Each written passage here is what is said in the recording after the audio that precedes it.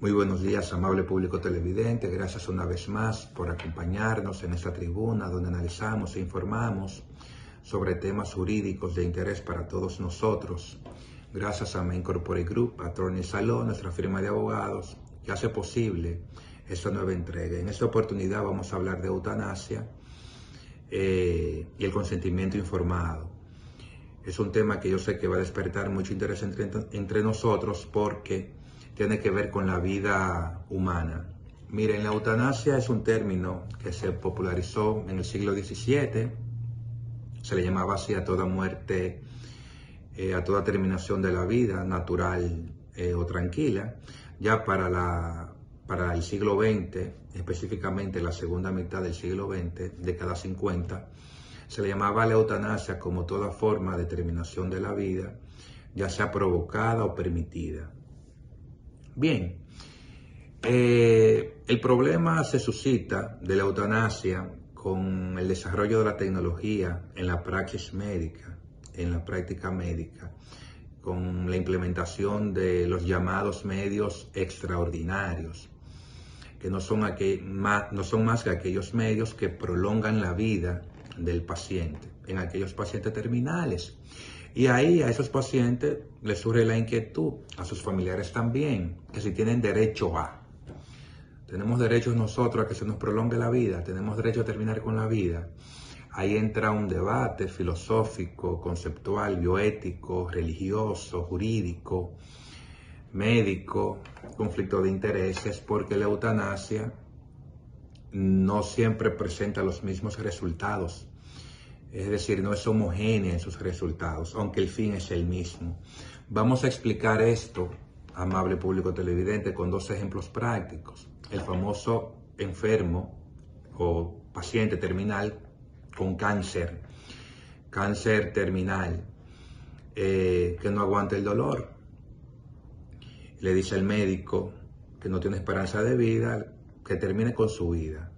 O otro caso de eutanasia también, estamos hablando de eutanasia, aquel paciente que está en estado vegetativo, no tiene esperanza de vida tampoco, y los familiares le solicitan al médico que les retire los medios que mantienen a ese paciente, a su familiar con vida.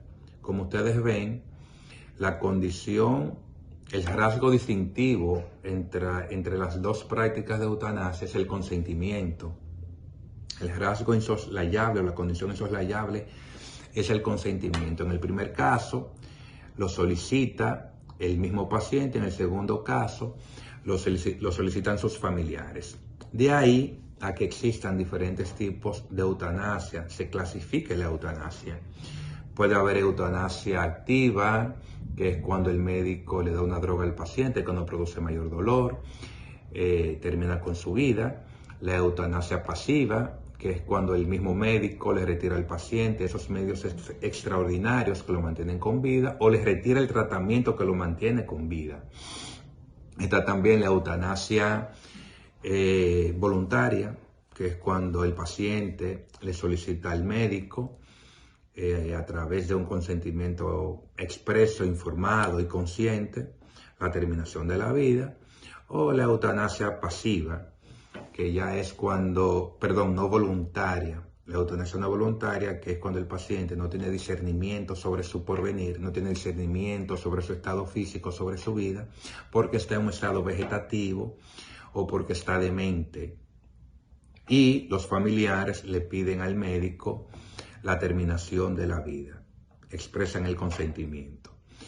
Como ustedes pueden ver, el consentimiento es un factor fundamental en la eutanasia. De ahí que la eutanasia se haya positivizado, se haya regularizado en diferentes países debido a ese consentimiento. Y hay otros requisitos que vamos a ver un poquito más adelante. En países de Europa, en países de América, ya la eutanasia se ha ido regularizando, como digo, y hay una ley muy socorrida, muy famosa, la ley de los Países Bajos, Holanda, la ley 26691, que establece, la ley se llama la ley de comprobación de la terminación de la vida a petición propia y del auxilio al suicidio. Esa ley establece unos requisitos que son comunes a las otras diferentes legislaciones que contemplan o que regulan la eutanasia. Por ejemplo, esos requisitos son que el médico haya llegado al convencimiento de que el consentimiento a la petición que le hace el paciente ha sido bien meditada, que ese paciente esté consciente. Número 2, que el médico esté convencido de que el padecimiento del paciente sea insoportable y no tenga esperanza de vida. Número 3, que el médico le haya informado a ese paciente sobre su estado actual y sobre el devenir del mismo, es decir, sus perspectivas de vida. Número 4, que ambos, oigan esto señores, que ambos se hayan puesto de acuerdo, tanto médico y paciente, en terminar la vida. Número 5, que ese médico haya contratado un médico independiente y haya rendido un informe por escrito estableciendo o estando de acuerdo con el médico de cabecera, es decir, sobre la condición médica del paciente, que están todos de acuerdo, que el paciente no tiene, su vida ya es estéril, no va a parir ningún cambio nuevo en el futuro.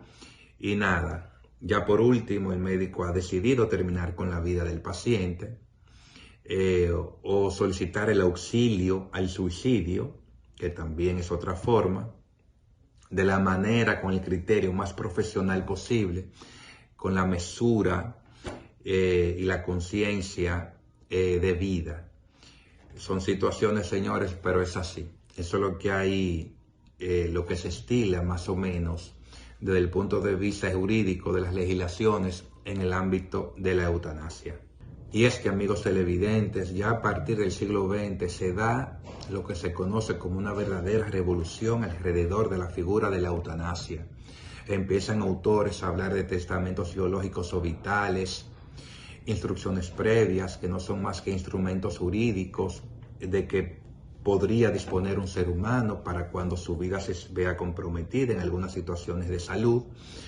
El testamento biológico vital no tiene mucha vigencia, no ha calado mucho porque el testamento solamente dispone después de la muerte, no puede ser antes. Por eso el término de instrucciones previas es más socorrido, ¿no? También se dio una convención, la famosa Convención de los Derechos del Hombre y Biomedicina en el año 97, donde tiene un carácter vinculante a todos los países que la suscribieron. Ahí quedó consagrado, concretado como un derecho sagrado el consentimiento informado, señores, que no es más el derecho que tiene el paciente a recibir información sobre su estado de salud, ¿verdad? El derecho a la información y a la privacidad de esa información. De ahí que los roles se hayan cambiado. Es decir, el rol sanitario ya cambió. Ese rol paternalista que tenía el médico antes sobre el paciente, ya eso cambió, que determinaba el devenir de la vida del paciente. Ya es lo contrario. Ya es el paciente que se acerca más al doctor, se acerca más a la medicina a través de ese consentimiento informado, de esa información que recibe. De ahí que se haya declarado la autonomía de la voluntad a través de ese consentimiento. Es decir, esa autonomía, esa autodeterminación sobre la vida ya recae sobre el paciente. Por ello, hay cambios. Y el cambio más significativo es que, así como tiene cosas positivas, también tiene cosas negativas. Es decir, esos cambios a través del consentimiento informado libera ya a los profesionales de la medicina de responsabilidad, ya que es el paciente que está afirmando, está expresando el devenir de su vida, de su existencia a través de la implementación de métodos o el retiro de métodos. De ahí que todo este tema, como lo dijimos, haya sido totalmente toda una revolución en el ámbito de la vida humana y sobre todo de la eutanasia. Miren, amigos televidentes, a modo de conclusión, mi opinión particular sobre este tema es que la figura de la eutanasia llegó para quedarse.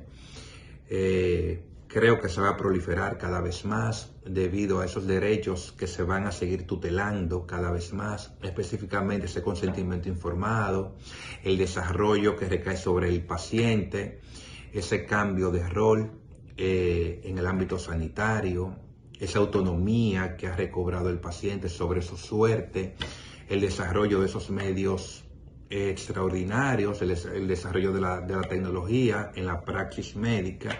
No me cabe a mí la duda que cada vez más los países van a ir legislando y positivizando esa figura de la eutanasia en sus respectivas legislaciones, ¿no?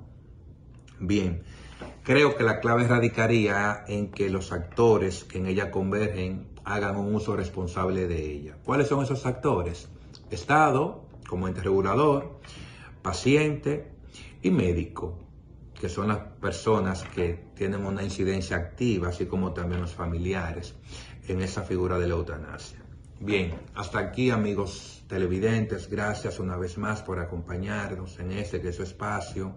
La invitación a que nos acompañen también en una próxima entrega, por acá en esta tribuna de información de temas jurídicos de interés para todos nosotros. Muchísimas gracias y feliz día. Gracias por la atención.